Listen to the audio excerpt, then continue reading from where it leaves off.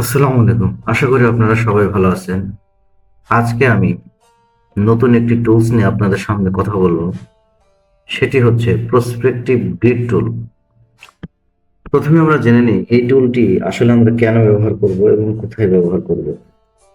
এই টুলটি আসলে আমরা যখন 3D ডাইমেনশন নিয়ে কোনো কিছু করতে চাই তাহলে আমরা এই টুলটি ব্যবহার করতে পারি।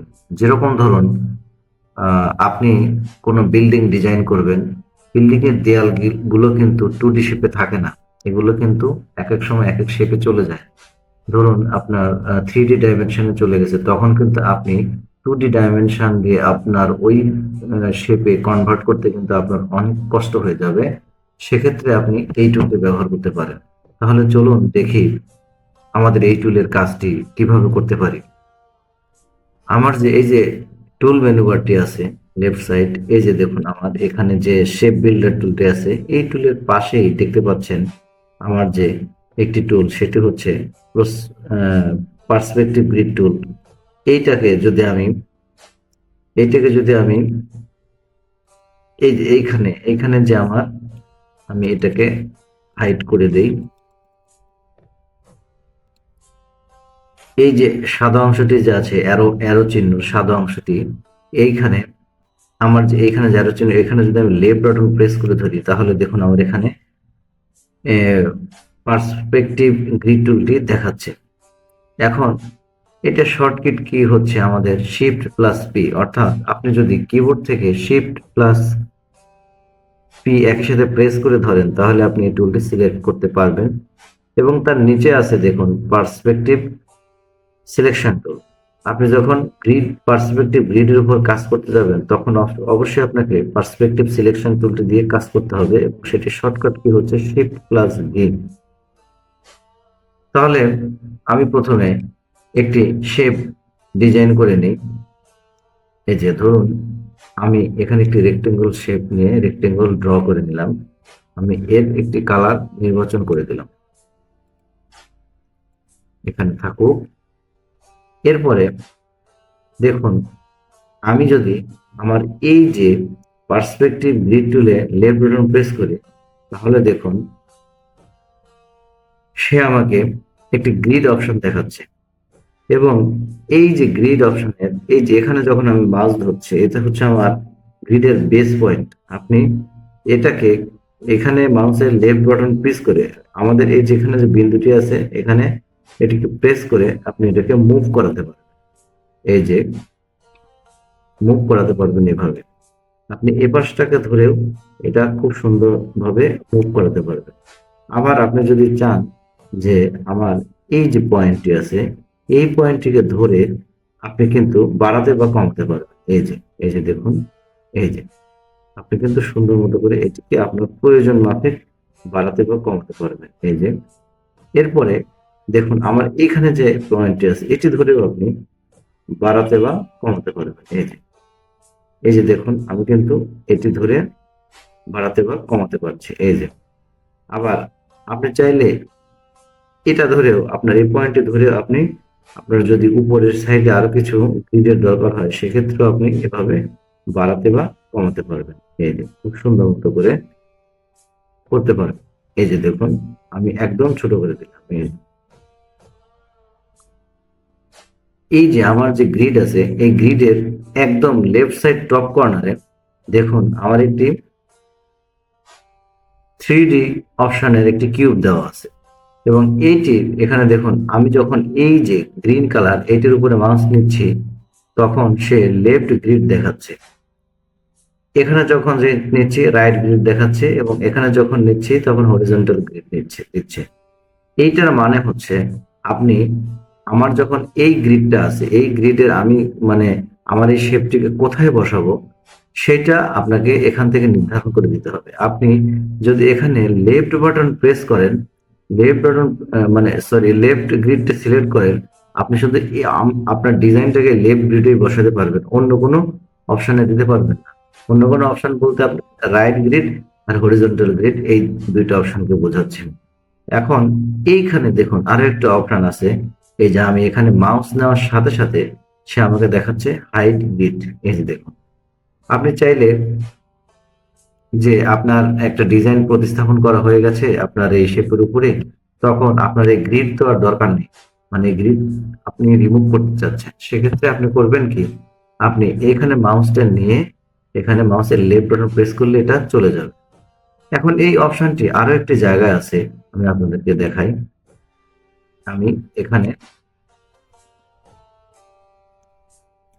গ্রিড নিয়ে আসলাম, নিয়ে আসার পরে এই যে দেখুন ভিউ যে আছে, আমি এই ভিউ অপশনে চলে যাব, যাওয়ার পরে আমি এখানে দেখুন একটি অপশন আছে পার্সপেক্টিভ গ্রিড টুল। এখানে যাওয়ার পরে এই যে দেখুন একদম টপ সাইডে হাইড গ্রিড, এখানে আপনি প্রেস করলে এটা চলে যাবে। এখন আরো কিছু অপশন আপনাদেরকে আমি দেখাই। আমি আমার গ্রিড টুলটি সিলেক্ট করব এবং সিলেক্ট করে আমি একটি গ্রিড নিয়ে আসলাম।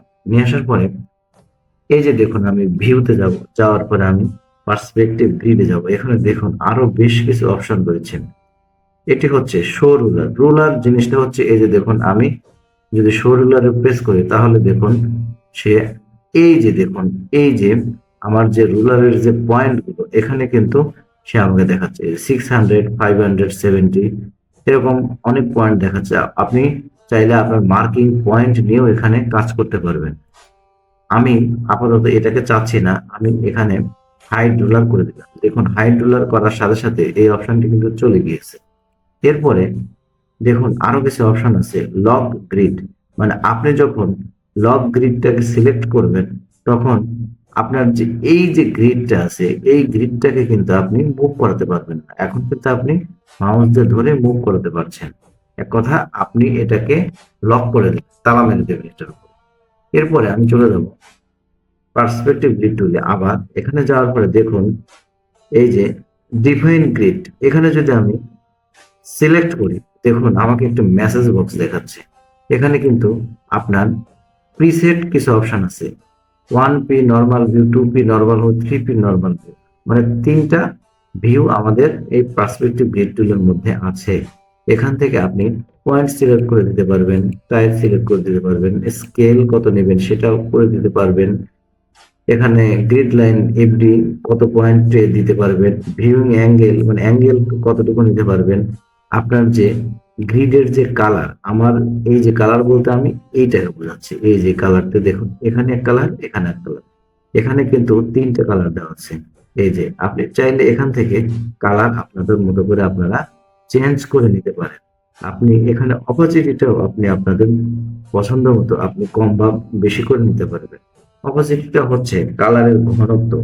আপনি যদি অপোজিটে 100% করে দেন তাহলে আপনার কালারের ঘনত্বটা 100% দেখাবে, আর যখন অপোজিটে কমায় দিবেন 10%, 2%, তখন অপোজিটে একদম কমে যাবে এবং 100%-এর চাইতে অনেক কম দেখা যাবে আর কি। এখন আমি এটাকে ক্যান্সেল করে দিলাম। দেওয়ার পরে আমি এখানে ভিউ অপশনে আবার গেলাম, যাওয়ার পরে আমি এখানে পার্সপেক্টিভ গ্রিড টুলে যাবো। যাওয়ার পর দেখুন এই যে 1 পয়েন্ট পার্সপেক্টিভ, দেখুন আমার এই যে এইখানে যে পার্সপেক্টিভের যে তিনটে পয়েন্ট আমি আপনাদেরকে দেখাইছি, এখানে কিন্তু ওই তিনটে পয়েন্টই এখানে আমার আছে। এই যে দেখুন 1 point perspective, 2 point, 3 point perspective. আপনি ধরুন এখানে 1 পয়েন্ট পার্সপেক্টিভ, নর্মাল ভিউ নেবেন, আমি এখানে সিলেক্ট করব। দেখুন আমার এখানে 1 পয়েন্ট, আমার কিন্তু এখানে 1 পয়েন্টের একটা ভিউ চলে আসছে। আপনি আপনার প্রয়োজন মাফিক এই পয়েন্টগুলো সিলেক্ট করবেন।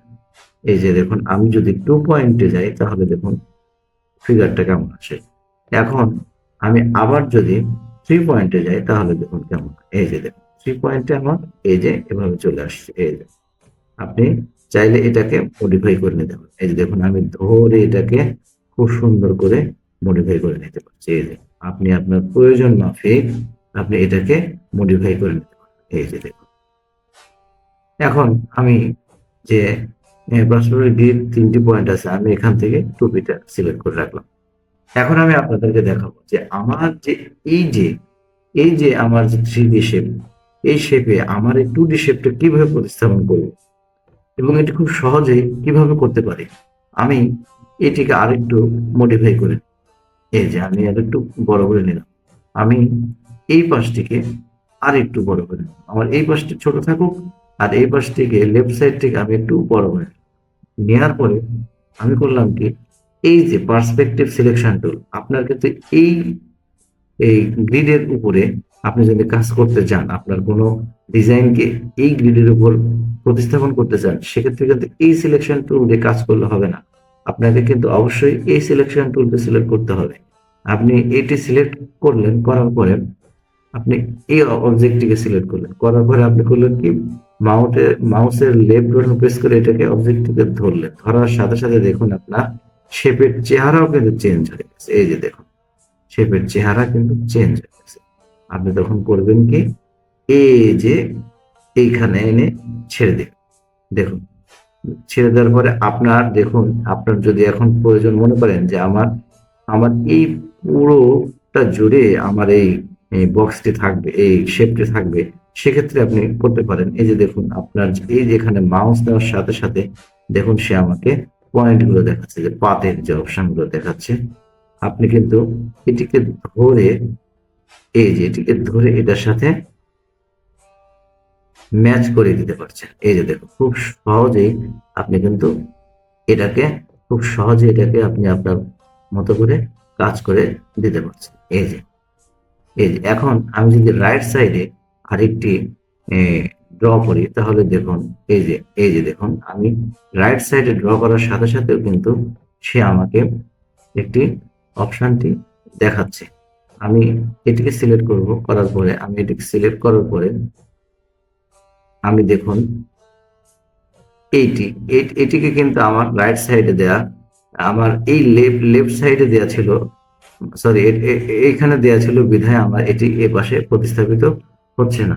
এখন আমি যদি আরো ভাবে আপনাদেরকে দেখাই, তাহলে দেখুন আমার এই সাইডটিকে আমি সিলেক্ট করি, করার পরে আমি দেখুন এখানে এখানে দিলাম, দেখুন এই যে দেওয়ার পরে আমি আমার এই টুলটি সিলেক্ট করলাম, করার পরে দেখুন এই যে দেখুন, সে কিন্তু আমি যে ওই যে নিচের যে অপশনটি সিলেক্ট করলাম, আমি কিন্তু আমার এখন কিন্তু এই অপশনটি সিলেক্ট করা, আমি এখানে অন্য একটি কালার নির্বাচন করে দিলাম, মানে আপনাদের বোঝানোর সুবিধার জন্য। এই যে দেখুন, এই যে খুব সুন্দর মতো করে কিন্তু ওর মতো করে পজিশন করে নিচ্ছে। এই যে দেখুন, মনে করুন যে আপনি এইখানে আপনার এই ডিজাইনটিকে প্রতিস্থাপন করবেন। এই যে দেখুন, এই যে এইখানটাতে আমি বসাই, দেখুন এখানে কিন্তু আপনি বসাতে পেরেছেন খুব সুন্দরভাবে।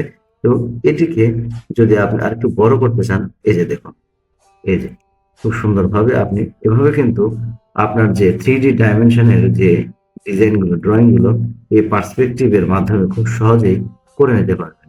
এখন যদি আমার এই গ্রিডটাকে উঠিয়ে দিই, তাহলে দেখুন, তাহলে দেখুন আসলে আমাদের রেজাল্টটা কি হয়। এই যে দেখুন, আমি এখান থেকে এটাকে রিমুভ করে দিলাম। এখন এই কাজটি আপনার 2D দিয়ে করতে গেলে অনেক ক্ষেত্রে, এটা তো আমার সিম্পল শেপ, আপনি যখন কমপ্লেক্স থেকে শেপের উপর কাজ করতে যাবেন, সেক্ষেত্রে আপনার জন্য অনেক কষ্টসাধ্য হবে। তো এর জন্য আমি মনে করি যে আসলে এই টুলটা আমাদের জন্য খুবই প্রয়োজন, এবং এই টুলটি আমাদের প্রত্যেকেরই শেখা উচিত। তো বন্ধুরা, আজকে এ পর্যন্ত। আপনারা সবাই ভালো থাকবেন। আসসালামু আলাইকুম ওয়া রাহমাতুল্লাহ।